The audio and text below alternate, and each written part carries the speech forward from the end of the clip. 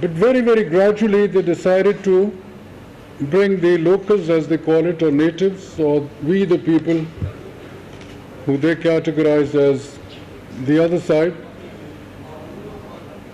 And it was not really till World War I, 1914 to 1919, when about over 1.5 million Indians of that time took part in their major war. The Great War is known as, that they decided to bring us on board in terms of governance and administration of what today is the subcontinent of South Asia. Two political events happened. One in the 1880s when Congress was formed as a party, and in 1906 when the All India Muslim League came into being as a political party. Congress party was set up by a former civil servant by the name of Hume. The All India Muslim League was set up by His Highness the Aga Khan. They learnt as they went along in the parties and their leadership of participation in the future of what transpired to evolve as the nation states of Pakistan and India and now Bangladesh. Sri Lanka came along, Nepal came along, Sikkim came along. Afghanistan was always a nation state of SARC, now the 8 members. Maldives is there. But as the struggle for independence was there, the political ethic, the political ethos, the political evolution of the locals vis-a-vis the then superpower, Britain was the superpower at that time, and it developed as a superpower on the basis of the Industrial Revolution of 1760 to 1789, when 25% of the world's GDP was in the hands of Britain. And that is why they dominated. They controlled the oceans of the world. The British Navy controlled the oceans of the world, and this is how the impact of their empire was played out on the scene. Later on, in 1914, when their power was challenged, they did win in 1919, and because of the 1.5 million of the then Indians who came along and shared their struggle in the war, they decided through different acts of parliament to bring people on board to administer and govern India. In that struggle, initially, there was 2 types of philosophic thought, if I may use that word, or political terminology. One, based on that once India gains independence, there will be a unified element which will govern. And the other, and the theme I think developed much earlier in the 19th century under Sir Syed Ahmad Khan, that no, because the Muslims were probably a ratio 1 to 3 to the then larger community of Hindus, we would like to maintain our own identity. And that struggle then created that All India Muslim League, 1906, much later than when the Aligarh Muslim College was formed. And those who were looking ahead realized that the tools of administration, which were the British Army or the British Indian Army, second was the Indian Civil Service, because politics came much later. These were the elements through which Britain controlled the people of India. And as this revolution came about, as I said earlier, 1919 and then they had several commissions visiting India. And then that emerged that 1935 Government of India Act, which is the basis for all subsequent constitutions of the subcontinent, be it the Constitution of India 1949, be it the Constitution of Pakistan 1956, 1973, be it the Constitution of Sri Lanka, be it the Constitution of Bangladesh. That was the largest bill at that time which had gone through the House of Commons. Why do I go back to these historical elements? Because they also show how the power elements were working in the last century and how they actually synthesized at the time when independence and sovereignty were retained by the two successor states to British India, India and Pakistan. It's important because that also shows, if you look at the viceroys which governed India for 90 years, there were two trends amongst those viceroys. One was looking at the Congress point of view, the other was very sympathetic to the All India Muslim League. Curzon was the one who divided Bengal in 1906. He divided Bengal. But such was the political element that came out from the Hindu side, the Congress side, that they forced the subsequent Viceroy Harding to finish off that after 6 years, and Bengal was reunified. How many of us remember that element of history? I raise these issues because it goes much further, that mindset, the way the people were thinking at that time, that they were already thinking that once the British leave, what will happen to the subcontinent? Most of us don't look at that.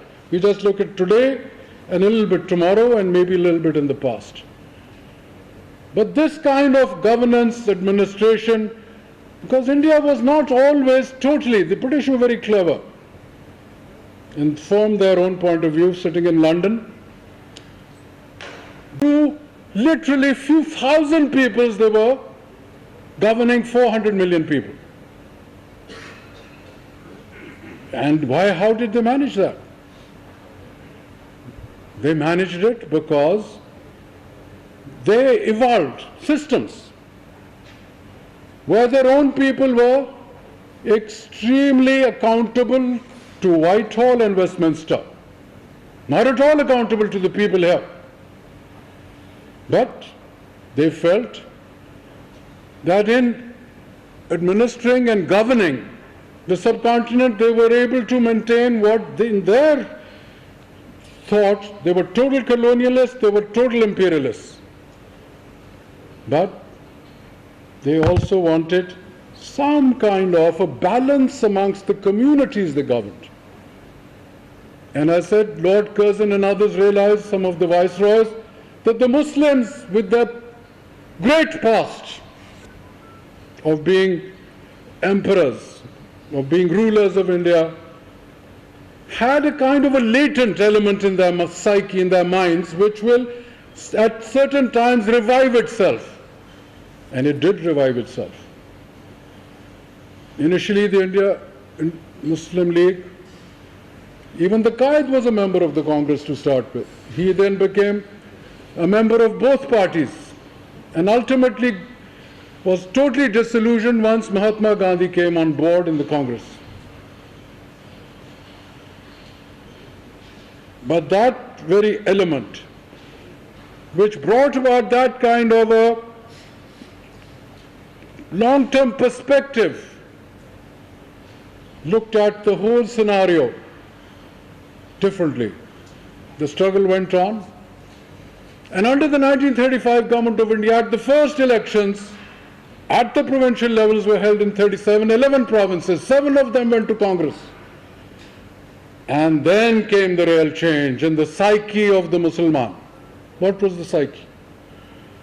That the Congress in those provinces where they became governors were not willing to allow the Muslims to share any kind of power. 1940 was the result of the Minto Park Lahore resolution, now called the Pakistan resolution, which stated in emphatic terms the Muslim majority areas will become the state of Pakistan, or states of Pakistan were the words actually used. That was the basis. There is on that the Grundnorm, as the Germans call it, of the state of Pakistan. And what transpired after that? The World War II starts, the Congress says the British government has not consulted us, so we resign. Quaid-e-Azam, the Honorable M.A. Jinnah, decided in his wisdom, no, we will be part of the government. And that sustained us in a manner where some of our people got to know what the methodology of governance was. We became part and parcel of the architecture of governance and administration of India at that time. When the 46 elections took place to the Constituent Assembly of India, followed by the provincial elections, the Muslim League emerged as the real representatives of the Muslims of India. In the Punjab alone, out of 90 seats reserved for the Muslims, out of 190, the Punjab, the old Punjab, 190 with the seats, 90 were reserved for Muslims, 79 seats went to the All India Muslim League. That was where the real paradigm shift took place. In Sindh, the Muslim League won. Frontier was a different story. Subsequently, through a referendum, Sylhet and Frontier became part of Pakistan. Bengal, of course, was in the lead. And that was the basis of the creation of the state of Pakistan. The 580-odd princely states, which were not part of the British India, directly but indirectly. As I said, the British were very clever. They governed, they didn't want to spend money, they used to extract resources out of India. India and China 200 years ago used to generate 40% of the world's GDP before the colonialists came into our regions. 40% of the GDP of the world was generated. How many of you know that? I didn't know it till I started looking at things a little more intricately. And then when partition took place, China and India were only generating 7% of the GDP. So over a period of 200 years, that is the kind of resource they extracted out of our systems. And now when China has re-emerged as the second superpower of the world with $14 trillion economy, with America 22 trillion, and India is now at 3 trillion, Pakistan is 0.3 trillion, the reversal has started. Because we are self-governing. We are looking at our own interests. More importantly, how does this thing reflect on the problem today? It has a direct impact on the way what has happened in Kashmir. When the British were transferring power, tragically for our part of the country, they were not fair. They were not neutral. Why would you say that? Because the basis, Congress was not agreeing to it. They very reluctantly, when the cabinet mission plan came, 46, ABC, the Muslim League immediately agreed. Congress said, no, we have reservations. Then the Honorable M.A. Jinnah said, okay, we also then don't want it. And what happened? Then the transfer plan came. A new viceroy was brought in only for 150 days. Mr. Wavell, who was much more sympathetic to the All India Muslim League, was removed, and in came Lord Louis Mountbatten, a member of the then royal family. What did he do? He then, tragically for Pakistan, and what happened in Kashmir, of which we are lamenting 72 years later, how to get out of this dilemma. What happened was that the basis of partition was Muslim majority areas. Bengal came straight to us, Punjab came straight to us, Sindh came, Sylhet, and the then NWFP had to go through a referendum which said, we go with Pakistan. And then the partition plan, July 4th, I think June 4th, 1947. What was the plan? Mr. Ratcliffe was imported, a judge who'd never been to the subcontinent, assisted by a commission. And what happened in that boundary plan? That laid the basis of the, if I may use the word, the cancer, which was that Gurdaspur, 53% of the Muslim majority given to India. Under what dispensation?